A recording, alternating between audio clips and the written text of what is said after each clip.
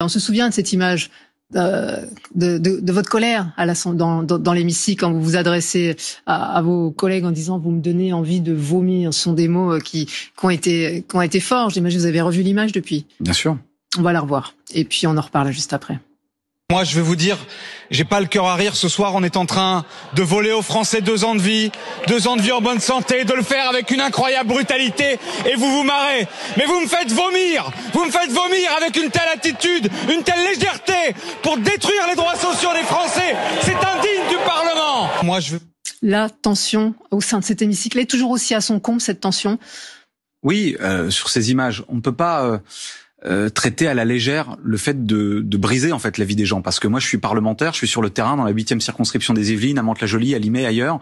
J'ai fait 20 ou 30 déplacements depuis le début de cette réforme des retraites partout en France pour des meetings, des réunions publiques, des rencontres. Partout les gens viennent nous voir, parfois les larmes aux yeux, pour dire cette réforme elle va me briser la vie.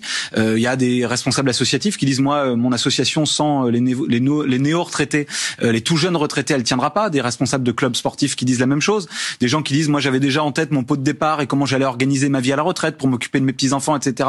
Je ne pourrais pas le faire. Des gens qui disent, moi, je vais crever au travail. Bref, on est nous, les élus, le réceptacle de ça. Et moi, j'ai le sentiment qu'on a en face de nous maintenant des gens, les macronistes, qui finalement ne réfléchissent plus en termes d'intérêt général, ne réfléchissent même plus avec la volonté de convaincre, mais vraiment avec la volonté de passer en force, quoi qu'il en coûte, démocratiquement et socialement. C'est pas acceptable. On peut pas toucher aux droits sociaux des Français, à notre histoire républicaine et sociale, parce que la retraite, c'est une grande conquête démocratique et républicaine, comme ça, avec de la légèreté. Donc oui, il y a un moment donné où ça m'a fait sortir de mes gonds. Il y a cette émotion-là, parce que je sais aussi ce que ça veut dire pour la génération de mes grands-parents et de mes parents qui se sont battus pour la retraite à 60 ans, qui se sont battus pour les congés payés, qui se sont battus pour le partage du temps de travail. Et on est en train, à ma génération, de dire qu'on va faire le chemin à l'envers. C'est pas possible. Vous êtes sorti de vos gonds, mais vous avez aussi certains moments de dérision. On va faire allusion à ce tweet que vous avez posté également, qui concerne Elisabeth Borne, avec le jeu des 1000 bornes qui a été transformé en 64 bornes. Tout est permis, c'est écrit sur la boîte.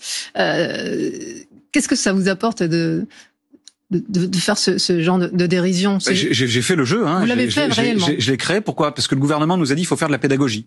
Donc j'ai cherché avec un jeu ludique. Vous savez, moi je vous parlais tout à l'heure des combats qui ont été ceux de nos parents et grands-parents. Moi j'ai beaucoup joué avec mes grands-parents aux 1000 bornes quand j'étais petit. Donc je me suis souvenu de ce jeu. C'est un moyen pédagogique aussi d'aller parler de la réforme des retraites avec les uns avec les autres. Et surtout, ce qu'il y a dans ce jeu, c'est qu'il y a évidemment tous les obstacles, le passage en force parlementaire, etc. Mais il y a aussi tout ce qui nous permet de combattre cette réforme des retraites. Le mouvement social, il est puissant, il a jamais été aussi puissant. L'opposition parlementaire que nous incarnons avec les collègues de la nouvelle Union populaire écologique et sociale. Et puis l'idée que finalement, ensemble, on peut y arriver, on peut gagner et ouvrir un nouveau temps des conquêtes pour le droit au repos, pour le droit au bonheur, pour la société du temps libéré. Moi, c'est pour ça que je me bats. Évidemment, là, c'est un outil ludique. Le gros de notre action, il a été dans les amendements, dans le combat parlementaire, et puis, je vous le disais, dans ces réunions publiques partout sur le territoire. Et si demain, il y a le référendum d'initiative partagée, moi, je m'engagerai dans tout le pays pour obtenir des signatures.